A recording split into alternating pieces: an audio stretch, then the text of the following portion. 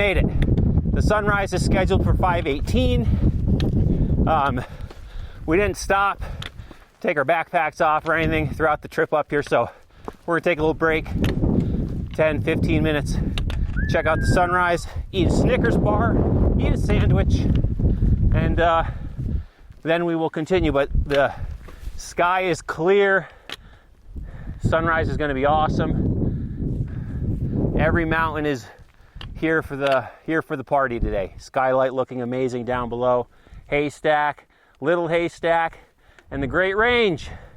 We're coming for you. The sky was clear, the sky was blue and red at this point in the day, and the wind was blowing something fierce. So we both took cover behind some rocks to enjoy a sandwich and a Snickers bar. While we were up here waiting for the sunrise, we saw another hiker come up from the other side of the mountain. So it was Josh, myself, and the other dude here on Marcy, and it was glorious. After about 15 minutes, after we finished our snacks, with the heavy wind blowing and knowing we only had just begun the day, we decided to start moving back down Marcy towards the trail junction to go over to Haystack. The sunrise was still another 10 minutes away, however, so knowing we had a half mile of exposed hiking to get back to the tree line, we figured why not keep hiking since the sun will rise literally right in front of us here on the open rock. So we got moving. And as we made our way down this open rock, we passed a number of hikers who planned to sunrise Marcy as well this morning. And then that beautiful, epic red ball of fire showed itself as it rose from behind the mountain skyline before our very eyes. There it is. We stopped in our tracks and took it all in as the sun rose for the day, as did all of the hikers on the rocks below us. And there it was. The sun is up, and it's time to keep on moving. And just after the sun rose, Josh and I decided to take some preemptive vitamin I to keep the pain away for the day. Ibuprofen. And before we knew it, we made it back to the junction inside the tree line, and we took a right, on the Phelps Trail, down to the col between Marcy and Little Haystack. The trail from Marcy over to Haystack is quite narrow at first, narrower than your typical elbow scratchers, your body scratcher type trail, but it opens up a bit eventually and climbs down lots of rocks throughout the majority of it.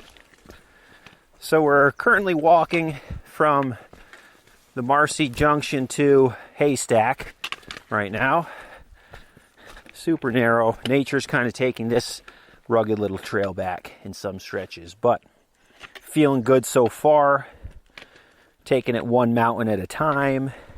Up next is Haystack. And that's what we're hiking right now. We're hiking Haystack. And then from there, we can start thinking about those brutal descents that await us from Haystack to Basin, and then really from Basin to Saddleback. Those descents will not be welcomed on my knees, but that's what we got going. A lot of people hiking Marcy today for sunrise, though. I mean, we started at 1:30 in the morning. We had to have seen over a dozen people as we're coming down from Marcy. So a lot of people doing sunrise today. Most of them missed it, but a lot of people out really early today here in the high peaks. And from the summit of Marcy to the col is a good 1,200 feet of elevation loss over 1 mile. So you just go right down. And then once we made it to the col and the junction, where we could go left to Johnsbrook Lodge or right onto the range trail to Haystack, we turned right. And then we immediately proceeded to go directly back up and gain almost 500 feet in a third of a mile from the junction to the base of Little Haystack. So after losing all that elevation, time to go right back up, and we were huffing and puffing all right, that's for sure. Well, we are here at the sign for our next junction. We just lost 1,244 feet since leaving Mount Marcy, 1.3 miles ago from the summit. Now we're about to bang a right, and we are 1 mile from Mount Haystack. Feeling good. The descent off of Marcy, not too bad. And the Great Range Traverse continues. 1 mile to Haystack. And by this point, we had been hiking for a good 5 hours, though, and it felt like it was probably 10 or 11 a.m., but it was only a little after 6 a.m. And if you listen to my podcast for a while, you know I like starting early, but today was next level caliber early, that's for sure. one of those, did you start early or did you start really late at night kind of situations. But we climbed the steeper slabs, heading up towards Little Haystack, grabbing some roots and climbing up the sides of the slab, and then we were greeted by the beautiful sight of Little Haystack and Haystack looking magnificent in front of us, with the greens and the rocks and the blue sky above. Perfect. The Marcy Col to the Haystack summit is 1 mile, and it's a tough mile, but it's an interesting mile as you climb up to Little Haystack, and then up and over it to the summit of Haystack. And as you climb these mountains, it feels like you're in a different world too. Above the tree lines, climbing on the exposed rocks, always staying off the alpine vegetation. You know, do the rock walk, am I right? Stay on the rocks, there's plenty of them. And it had been a couple of years since I was last up here, so it was nice to be back here on the upper Great Range again, and on another Bluebird Adirondack day, no less. We climbed up and over Little and towards Haystack, walking above the tree line, following the yellow blazes painted on the rocks along with the cairns, as the tailwind blowing behind us helped push us closer and closer to the summit, so that was awesome. And then we were at the top of high peak number 2 on the day, 6:58 a.m., and the first summit of the upper Great Range, Haystack, the third tallest peak in the Adirondacks, standing 4,960 feet up in the clear blue summer sky. It's 6:58. We're on top of Haystack, and the wind is blowing. Woo! I don't know if you can hear this, but yeah, the wind's blowing. 6:58, top of Haystack, high peak number 2. Today we're here on the Great Range officially. Perfect day, clear, sunny. It's gonna be warm, but wow, is it windy right now. It is a tailwind though, so that helped getting up here. We were pretty stoked that we had summited the tallest and the third tallest peak in the Adirondacks before 7 a.m. And on the day, we were both feeling pretty good. So we sat down on the giant rocky summit that we had all to ourselves, ate another snack, and we took in those perfect views, with Marcy in front of us to the west, and then Basin and the rest of the Great Range on our right to the northeast. And we had various elements of our day planned ahead of time, such as where we would eat a sandwich, and where we would change our socks. Marcy was the first sandwich summit, and Haystack was the first sock summit. So we both changed our socks since we were almost 10 miles into the day, and actually, after we would get back over Little Haystack, we would already be halfway done with the mileage on the day. So this was a great place to change my socks, and I also switched my insoles in my boots too. Anything possible to keep my feet fresh, dry, and blister-free on this big day. And like all the summits today, we only stayed on each for 5 to maybe 15 minutes on one or two, and then we carried on as we had many more peaks to climb. So after a quick break, we headed back down towards Little Haystack, however with fresh, dry boots and socks, and feeling like $1 million because of those fresh boots and socks. During the climb down Haystack, Josh began telling me about this strange new band he's been really into lately thanks to some television show. A Mongolian rock band called The Who. No, not that The Who. The Who, H-U. And he kept telling me about them and singing them all day. And they have a rather interesting sound. I'll say I think it's an acquired taste kind of a band, but he kept talking about them all day. And then around 25 minutes after leaving the Haystack summit, we were back at the Range Trail Junction and banged a right and continued climbing down towards Basin. It is 7:40. We just made it back to the trail junction, so we are officially off of Haystack, the third tallest high peak in the Adirondack Park. So it was about 25 minutes to go from the summit back down here to the trail junction, and now we are 1.3 miles away from Basin. So here we go. And this descent, as I remember from last time, wasn't a walk in the park. Though literally it is a walk in the Adirondack Park, but it was tough on the old knees. But here we go. Going to peak number 3, Basin.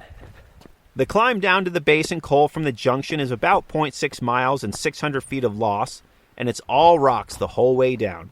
Walking on those basketball-sized boulders the entire half mile.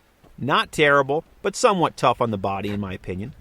If you recall earlier in the episode, I mentioned on the Great Range Traverse you need to bring your entire day's water with you for the most part from the start, because there are little to no places to fill up anywhere on the day once you start climbing. However, on the way down towards Basin, just before the col, we heard a small stream off to our left. So I decided to slam one of my water bottles and get a big burst of water and electrolytes, thanks to my Noon tablets, and then I'd fill it right back up. Why have 7 liters on the day when you can have 8? It was a great decision. So for water here on this Great Range Traverse, there's not a lot of water sources on this whole hike. So you got to bring the water with you. So I brought 7 liters, as did Josh. Some of you may think that's a lot. I'd rather have it, and I know I'll drink it. So I just saw a little stream here between Haystack and Basin, and filled up one of my liter bottles that I've already drank. So I guess that would make 8 for the day. So I feel a lot better having filled that up. I just always do not want to run out of water or even have it be a problem, though sometimes I do. But for this hike, I had to fill up while I saw it, and I pumped the water. I did not scoop because it was a little backcountry stream, a little flow off the mountain. And we are now in the col between Haystack and Basin. Did you scoop that, bud? I'm in a col! After we filled up the water bottles and took a little break, we passed the infamous Snowbird campsite, the highest campsite in the Adirondacks, which sits between Basin and Haystack, just above the 4,000-foot mark. And then we began the climb towards Basin, which is more than 900 feet of gain over 0.7 miles from the col. So she's a bit steep. And hiking this stretch entails a lot of climbing up wet slabs along the side, pulling yourself up by the trees and the roots. But the views behind you are terrific, with Haystack and Marcy towering above. We passed a few hikers between Haystack and Basin. Not many, but we kept climbing, and soon we were up above the trees and we walked out onto the big rock ledge on the summit of Basin at 7:55 a.m. Our third high peak on the day, 4,817 feet elevation, the 9th tallest peak in the ADK.